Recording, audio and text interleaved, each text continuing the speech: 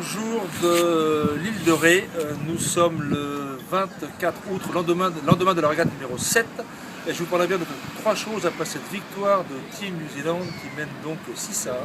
Les trois choses, la première c'est cette difficulté de prendre un départ dans un vent extrêmement changeant avec des risées très courtes tout en haut de parcours. La deuxième c'est cette capacité à descendre de Neo Z. Ils vont plus vite, ça leur permet surtout de descendre mieux et ils ont moins à empanner. Et la troisième chose, c'est que cette vitesse au près qu'ils finissent par avoir, le fait de foiler au près avec des bateaux et des assiettes différentes leur donne un avantage énorme. Régate numéro 7, donc la météo c'est 20 nœuds, plutôt 23 nœuds, donc on est tout en haut de l'échelle de vent, ça va vite, ça va fort. Donc tactiquement il vaut mieux être à l'intérieur au départ pour prendre la bouée, ce que fait très bien Prada. Mais Team New Zealand ne se démonte pas et il passe par l'extérieur en accélérant et il gère beaucoup mieux ces risées très courtes. Regardez comme c'est sombre entre les deux bateaux, ces risées très courtes qui passent de 15 à 23 nœuds de vent en l'espace de 2 secondes. Et Prada, en plantant 2 fois entre la ligne et la bouée, perd presque 8 secondes et se retrouve 4 secondes derrière à la bouée.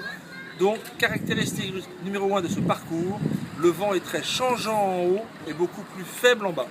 Point numéro 2, c'est la vitesse au portant. Quand on voit que Team New Zealand va plus vite au portant, c'est pas tellement plus vite, mais ça lui permet de descendre plus. Souvenez-vous, ce parcours est tout petit, on dirait presque un parcours égyptien où il faut se faufiler. Et quand vous arrivez à descendre tout droit, vous pouvez aller dans le couloir du parcours.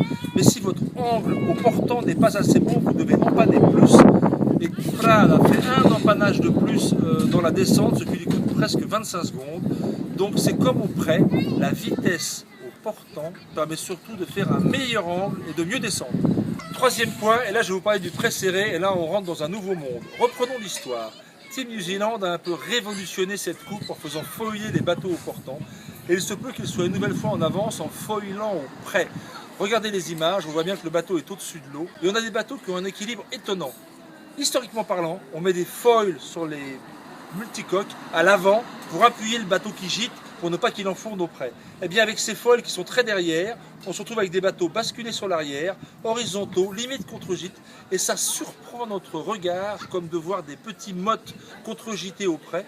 Là regardez, nous avons un bateau au près serré qui a l'étrave dehors, qui est appuyé sur son foil et qui foil, ce qui fait presque 2 nœuds de plus en vitesse. Je vais vous le redire, c'est incroyable. 1 minute 16 secondes de gain de temps pour Team New Zealand au bord de près. C'est là que la régate s'est jouée. Bravo les gars. Conclusion de cette régate numéro 7, c'est une très grosse supériorité des Neo Z dans leur avance technologique, à la fois en vitesse au près et au portant. Ils sont à 1 point de la victoire et ce soir dimanche ils vont courir. La météo s'annonce bonne, donc je vois bien nos amis Neo Z être prêts le 7 septembre pour aller titiller nos Américains d'Oracle. Good luck and a good day.